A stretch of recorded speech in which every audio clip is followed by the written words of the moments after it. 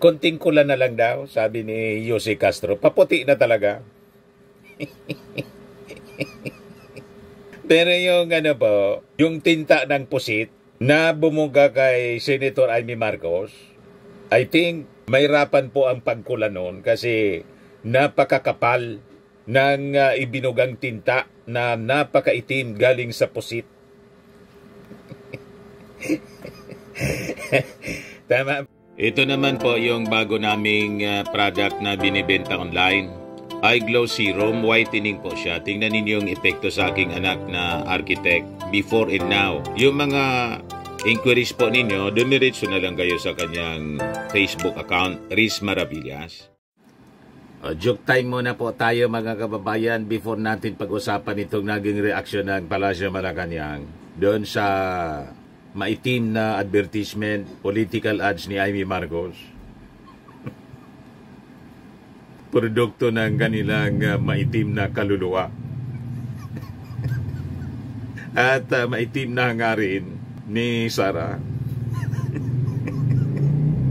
Binanatan po niya, bumuelta na po yung Palasyo Malacanang. Dinurog po ni dinurog ni Jose Castro yung maitim na buti ng mga Duterte. Pati ni Amy. But before natin puntahan yung isyong yan mga kababayan, dito muna tayo sa mas na relax. Relax muna tayo. Joke time. Padala mga kababayan ni Marian Ditan. Nagpatawag yung isang boss ng isang kumpanya, manager ng isang kumpanya sa kanyang mga empleyado. Sabi ng manager, ng boss, makinig kayong lahat. Napag-isip-isip ko na kailangan tayo na mag-cost cutting. Kailangan magtipid ngayon yung ating company. May na yung sales natin. So kailangan talaga na mag-cost cutting, sabi po ng boss. Kaya napagdesisyonan ko na i-terminate yung mga tamad dito.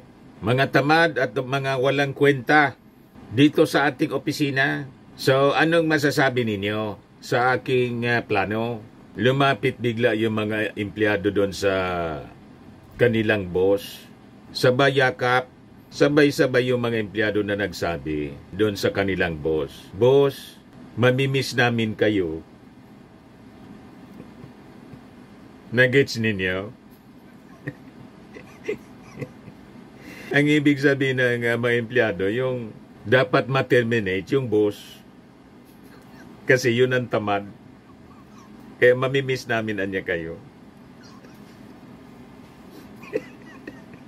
Nabigla yung manager. Baliktad yung inaasahan mga kababayan. Akala nila isa doon sa mga empleyado ang dapat ma-terminate. Yung manager pala yung tamad na dapat ma-terminate. Mamimiss anya namin kayo, boss. Para niya, Mr. Maravillas, nalito ako doon sa kwento mo. Hindi man po ito sa aking kwento. Kay Marian Ditan. Anyway, pagbigyan na natin si Marian Ditan. Amatik na 200 pesos. Pakisend mo na lang yung GCash number mo. Kasali ka na rin sa ating monthly draw. 5,000 pesos pag nabunot yun ang iyong pangalan. Pag hindi, kasali ka pa rin doon sa monthly draw. So December, 10,000 pesos. Ito na. Dito na tayo mga kababayan sa naging reaksyon ng Palasyo Malacanang. Ito kasi yung sabi ni Sara Duterte. Itim ngayon ang kulay ng bansa sa gutom at krimen, nagluluksa. Sabi ni Jose Castro. So, pag sinabi ba natin na itim ngayon ang kulay ng bansa, mas madidescribe siguro natin ito noong nakaraang administrasyon na sobrang itim. Bullseye mga kababayan. Tama yung description ni Jose Castro. Ang sobrang itim talaga po yung previous administration. Ngayon po, lumiliwanag na po ang ating bansa. Dahil sa pagliwanag ng ating bansa, mas umitim yung kulay nila sa sama ng loob. Yun ang nangyari, mga kababayan. Dahil sa sama ng loob, nag-alapusit. si Sara Duterte at sumama si Amy Marcos. Yun ang naging reaction mga kababayan ni Yussi Castro. Madi-describe natin siguro ito noong nakarang administrasyon na sobrang itim at ngayon ay papaliwanag sa panahon ng kasalukuyang administrasyon. Back to you? Na back to you mga kababayan si Sara Duterte saka si Amy Marcos. Hindi na ganun yung hansay ni Amy Marcos. Ganito na. Sabi dito sa report ng Philippine Daily Inquirer, Philippine color not black due to hunger criminality. It's turning white. Sila yung totoong maitim Sila mga kababayan sumuot ng itim na talagang sumisimbolo sa kanilang pagkatao. Sabi ni Yusik, papunta na po sa paputi, konting kula na lang, medyo maputi na. Ito, panoorin natin mga kababayan yung press briefing kanina ni Yussi Castro. Kanina yung PNP, but I will ask the same question to the palace. Yung recently released political ad nga po featuring VP Sara and Senator Amy paints the situation in the country as black. Kulay ng pagluluksa due to hunger, crimes, and injustice, which is a clear imputation of failure of the Marcos administration. What does the palace have to do with it? You just said it is recent? Yesterday. Oh, ang akala ay 2022 campaign ads to. Dahil sa mas na-describe ang kapanahunan ng nakaraang administrasyon dun sa nasabing campaign ads. Galing mag-back to yun ni Yussi Castro. Ang akala daw niya, yung sa nung nakaraang kampanya niya, kasi mas dinidescribe niya nito, yung previous administration. Ganon. Una, meron silang sinabi tungkol sa madilim. Wait lang, saan ba yan? Ayun. Itim ngayon ang kulay ng bansa. Sa gutom at krimen nagluluksa. So, pag sinabi ba natin na itim ngayon ang kulay, mas madidescribe siguro natin nung nakaraang administrasyon na sobrang itim at ngayon ay papaliwanag sa panahon ng kasalukuyang administrasyon. Hindi man ganun pakaputi, pero patungo na doon. Unang-una po, may binanggit sila tungkol sa kagutuman. Tandaan po natin na ayon po sa records na rin po na naibaba ang poverty incidence sa panahon ng 2023, 15.5% in 2023 mula sa 18.1% in 2021. You are citing data from? Okay, this is from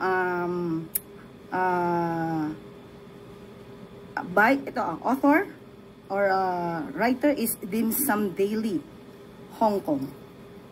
Okay, meron din po tayo dito. Ito po ay galing din mismo sa report din po ni Secretary Balisacan. Okay? Meron din po tayo dito na pinalabas. Ito naman ay galing kay Philippine Star. Delon Porcalia. Meron pong naitala na 7.2 trillion na utang ang dating administrasyon. At dahil po dito ay patuloy pa rin po natin binabayaran sa kasalukuyang administrasyon. At sinasabi nila na tungkol sa krimen, tandaan po natin na meron din po na pinalabas na statistics at ito'y inayunan na rin po ng matagal ni Senate President Chis Escudero na sa panahon po ngayon ay mas mababa po ang crime rate as compared po sa nakaraang administrasyon. At sinasabi rin po ni Senator Amy, gutom na ang sikmura. Pinaliwanag ko na po yan about the poverty incidents. at gutom pa sa hustisya. Pero hindi po ba yung ibang mga kamag-anak, in particular po, babanggitin ko, ito ay galing sa panulat ni Christina Chi ng PhilStar.com. Sinabi po ni, and I quote na po sa kanyang panulat, Dalia Cuartero, whose son was killed during a drug operation in 2016, described feeling overwhelmed with tears of joy, tears upon hearing of Duterte's arrest. So dito pa lamang, marami na rin po nagsasabi na paunti-unti ay nabibigyan ng liwanag ang mga pangyayari. So, mas maganda po siguro mabanggit natin na ang mga botante po dapat ay maging, kukunin ko po yung sticker na nakasulat kay Madam, maging mapanuri. Huwag pong magpaloko sa mga sinasabi sa iilang campaign ads. Alamin ang katotohanan, iwasan ang fake news. Dignidad mo, boto mo. Kinopya ko po yan lahat mula sa kanyang sticker. Yun lamang po. Madaling sabi, yung political advertisement mga kababayan ni Sara Duterte endorsing Amy Marcos, malinaw po na ang dinidescribe yung previous administration maitim, patama sa kanilang sarili, madaling sabi. Hindi patama sa ating administrasyon kasi sabi ni Yossi Claire, dumilinaw na ngayon, dumiliwanag na galing sa maitim na sitwasyon noong panahon. Dahil sa inostisya, kaya dapat maging mapanuri tayo. Kapag boto, huwag maniwala sa fake news. Fake ads, political ads. Yan ang sinasabi mga kababayan ni Yossi Castro. Pangulo, this coming from the second highest official of the land, supported by his own sister. Patungkol po dyan, patungkol po sa campaign na issues, maganda pong mas tanong na lang natin ang campaign manager.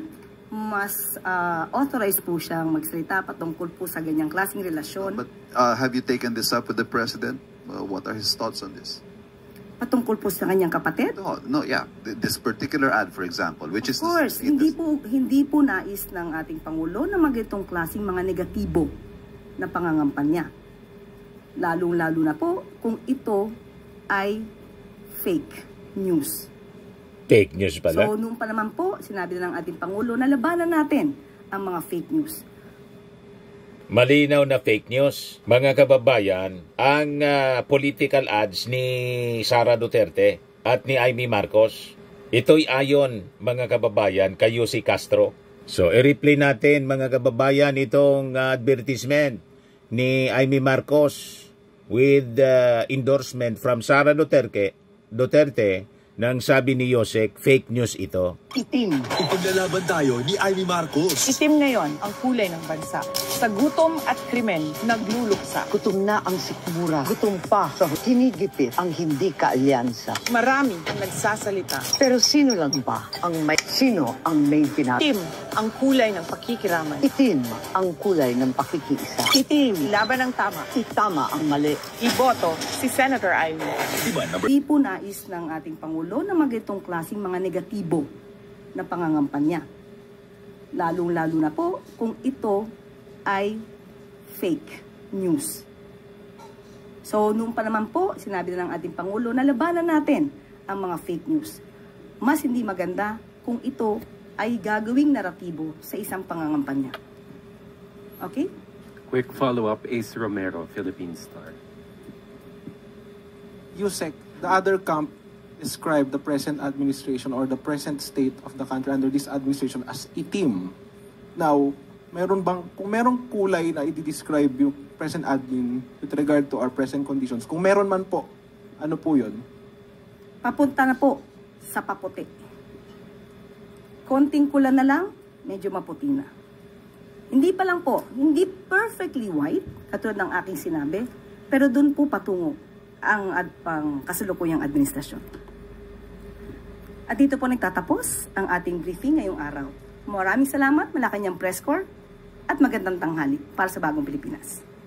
Konting kulan na lang daw, sabi ni Jose Castro. Paputi na talaga.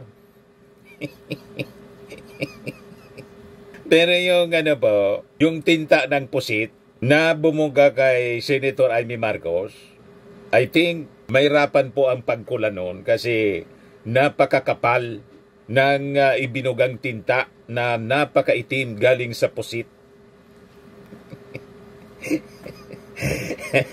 Tama ba? Ito po yung pagtatanong ni Ivan Mayrina tungkol sa criminality. Na sabi po ni sabi ni Amy Marcos sa advertisement niyang maitim. Itim na daw ang kalagayan ng ating bansa dahil sa criminality. Inustisya tapos gutom. Ito mismo yung sagot dito ng PNP based sa kanila pong records. Hindi yung haka-haka. Kaya dinescribe po ni Jose Castro yung political ads ni Aiming, fake news. Di ba? Produkto ng sama ng loob. Produkto po ng maitim na budhi. Pakinggan natin yung tanong ni Ivan. General Alba, sir, good morning. The recently released political ad featuring the Vice President and Senator Marcos paints situation in the country as black. At isa po sa mga dahilan daw nito ay krimen. What does the PNP have to say about this? Yes, of course, this creates a lot of perception. But sa amin po sa PNP ay tuloy-tuloy lang po ang aming kampanya against all forms of lawlessness. But we can only speak of our what we have, yung ating crime statistics, which we actually reported a few days or few weeks ago, where it covers January to April of 2025 as compared to last year, where we have a big decrease of 26% sa aming crime statistics. So we stick with the reality, what we have now, yung aming data. So yung binabanggit po na yun ay it's a narrative being pushed by the other side of the political spectrum. Tama ho ba? Or ito ho ba'y perception lamang because the data does not seem to reflect that perception? Like I said, all that we see, minsan we are misinformed and disinformed, but we respect, sabi ko nga, yung perception ng ating community, but we speak of our duties na dapat naming pinapatupad, and we shouldn't be affected by these negativities kung mayroon man. And you can tell the citizenry, sir, that our streets are safe? Definitely. Of course, time to time, mayroon tayong mga crimes na naging highly sensationalized na hindi kaagad masolve. But these are acted upon immediately, and for us, it does not represent the entire situation of our country. Salamat po. Misinformation, disinformation, fake news po. Ang political ads ni Amy Marcos tapos ni Sara Duterte. Paninira lang po sa Marcos administration. Napakasama na sistema, mga kababayan, ng pangangampanya na wala silang paki. Sirain ang imahe ng Marcos administration ng ating bansa para silang hindi mga Filipino. Para lang sila manalo. Para manalo si Amy Marcos. Sisirain niya yung kanyang kapatid. Yan ang maitim na budhi, mga kababayan, na pinapatunayan ng kulay na kanilang sinuot. Itim na damit. Refleksyon ng kanilang maitim na budhi.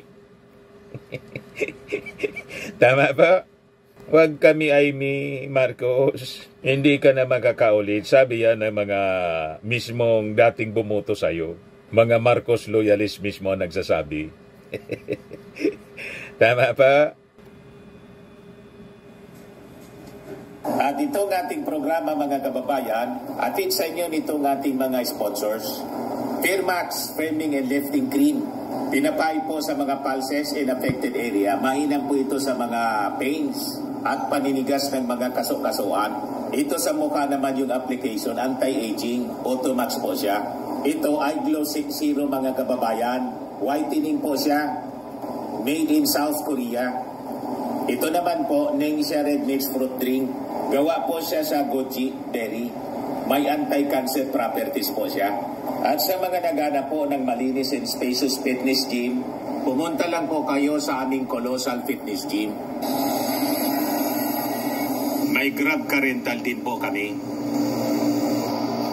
At bills payment po sa aming office. At saka sa mga mahilig po sa mga imported bags, manood po kayo sa live selling ni Madam Eileen Rosales sa kanyang Eileen Closet po. Pati mga shoes, ito yung kanya po. Ito yung kanyang page. Kita ninyo, napakagandang mga online selling po siya. Si Madam Eileen Rosales. At cellphone number niya po 773-798-7816.